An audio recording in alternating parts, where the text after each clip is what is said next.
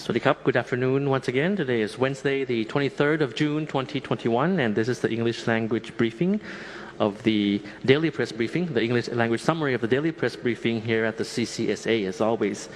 So firstly, thank you, Dr. Teasing. He, in his briefing, gave some details, in detail about the side effects of vaccines, also about the movements that we had concerning the various updates in various situations across the country, as well as the new initiatives, sports activities and the like, which I'll go into detail in due course. But firstly, for the benefit of the English language audience, I'm sure that you are very interested in the Phuket Sandbox tourism scheme. So I'd just like to start off first by saying that yesterday, the Cabinet approved the Phuket Sandbox tourism scheme, which will see the reopening of Phuket Island from the 1st of July onwards. It'll also be followed by an additional trio of destinations in the Gulf of Thailand, popular tourist destinations in schemes along the same line. These are Got Samui, Got Phangan, Got Tao. That will be followed on the 15th of July. And which will allow fully vaccinated tourists from low-risk countries, as announced by the Ministry of Public Health, to travel to Phuket and these three other destinations without state quarantine requirements. So without quarantine requirements if you're fully vaccinated. And I'll go into details in that. So 1st of July is Phuket, and 15th of July is Samui, Phangan, and Got Tao, as per our reopening. So first, vaccination progress. Update on the number of vaccines that have been administered since the start of our vaccine drive. So yesterday, the 22nd of June, we have administered over 241,000 doses. This brings total 8.1 million doses so far. Our target for June, it's 10 million, as you know, so we're close to that already and hoping to achieve this goal within next week as planned. Now, all in all, over 8% of the entire population of Thailand have received their first dose with the first immunity coverage already, 8%. And over 3% have been fully vaccinated with 2 doses already. As for the statistics for today, we have new recoveries at 1,941. We have new confirmed case, as you see on screen, at 3,174. The total active cases still being under treatment, is 37,018. And in that number, 1,526 are in critical condition. Of course, this has an effect on the number of bed capacity, which I'll go into that also. And of this number, 433 are patients on ventilators. 51 new fatalities, making the accumulated total of fatalities in Thailand now at 1,744. Around half of that number, 51 fatalities recorded, half of that number were male and the other half female. And Bangkok still having the highest number of fatalities. On the overall situation, the number of new cases reported today is less than yesterday by more than 800 cases. However, more provinces have reported cases today, and the number of fatalities has reached a new high of 51, which is quite a worrying situation.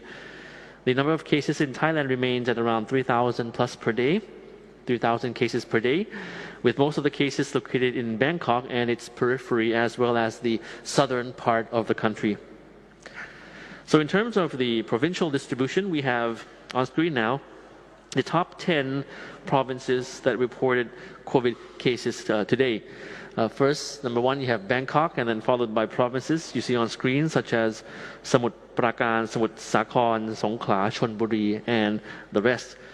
We continue to closely monitor the situation in parallel with the daily assessments on hospital capacity and the availability of beds, especially for patients in critical condition, because our priority is to save people's lives as well as the livelihood of the population as much as possible. The active case findings continue in areas at risk. In Bangkok, providing tests in 6 districts today. These 6 districts in Bangkok include Pom Prap, Satru Phai, Bang Su, Min Buri, Sathorn, Tawiwattana, and Bang Khun Tien districts in Bangkok. The CCSA meeting this morning discussed the situation in the provinces which reported a higher number of cases and new clusters. And the majority of these are still found in factories. In addition, new clusters detected at a company which manufactures automotive parts in Pathum Thani. Also, a new cluster in a construction company in Samut Prakan and a military camp in Ratburi. Thus, it is imperative that we continue to keep our guard up. Now, I said that I was going to talk a little bit about Phuket, the Phuket Sandbox, which was approved by the cabinet yesterday. So it was confirmed that it will open on the 1st of July. This plan will include also Samui, Phangan, and Koh Tao in Surat Thani that will follow suit on the 15th of July. Now, some of these requirements for those who wish to travel to Phuket under the scheme include that incoming tourists required to present the COEs upon arrival and register themselves on the website entrythailand.go.th. That's specifically for the Phuket scheme, and install the Thailand Plus so that the locations can be identified and they can be alerted on any case of local transmission while they are in Phuket. Number 2, they will also have to undergo the COVID test either at the airport or the hotel or at a checkpoint at their expense. And if the result comes back negative, they can travel anywhere on the island. Number 3, also will have to stay at a certified hotel. Now, this is called the Amazing Thailand Safety and Health Administration Plus, or SHA Plus.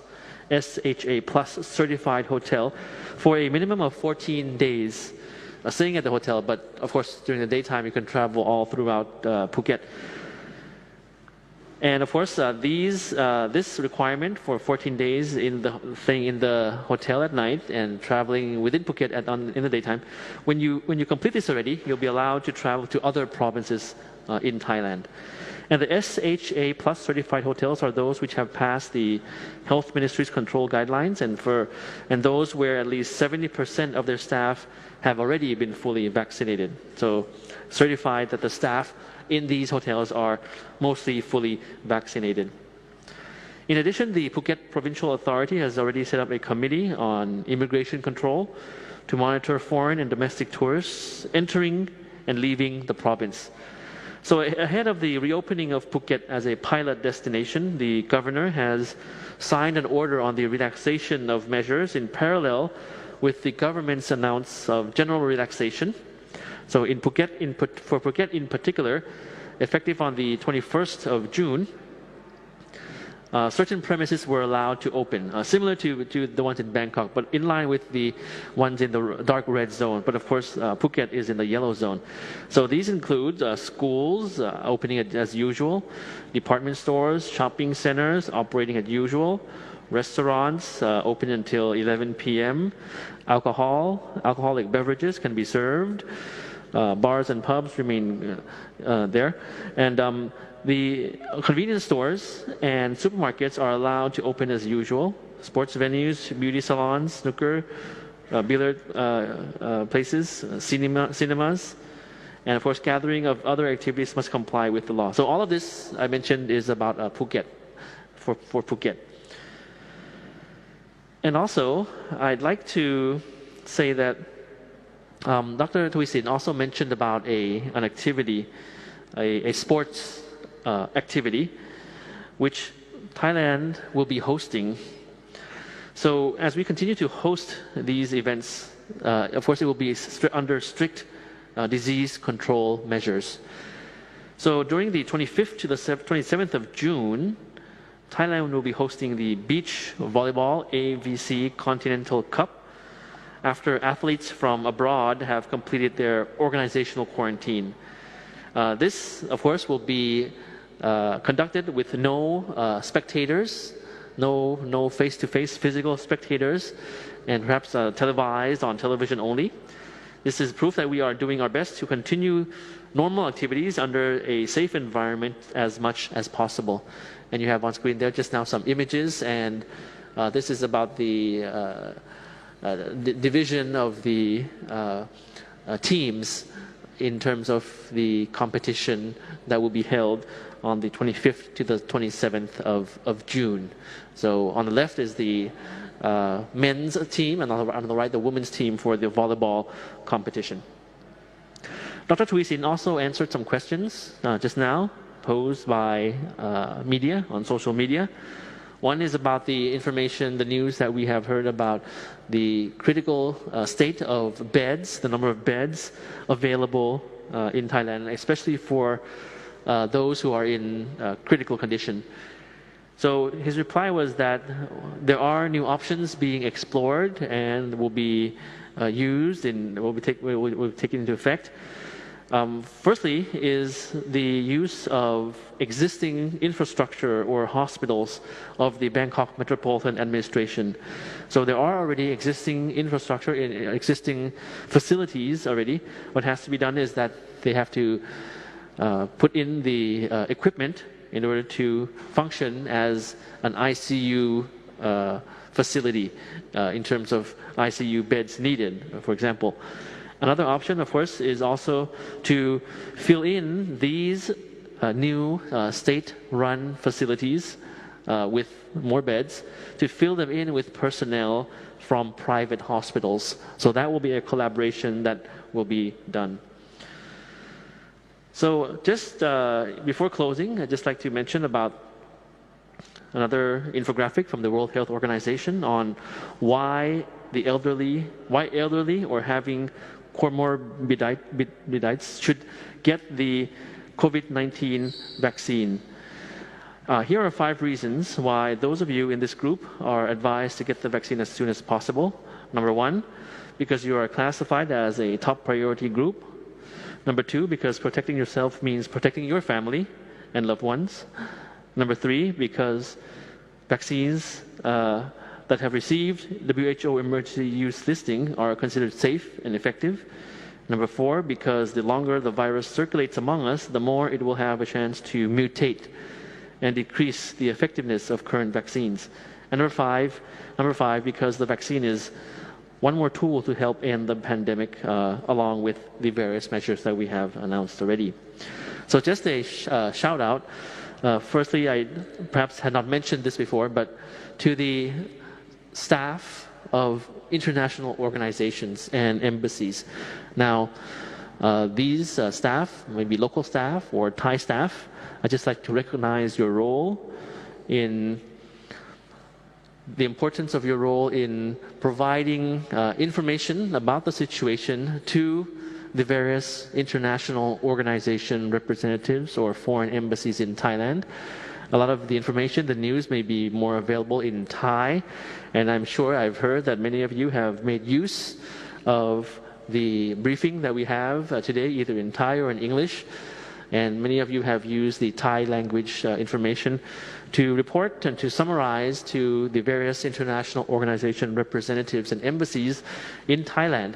And they, in turn, are able to communicate to headquarters, communicate to the foreign expat community in Thailand of the current situation and what we are doing and how best we are trying very hard to address the situation of COVID despite all the odds. So hats off to you, the local staff of international organizations as well.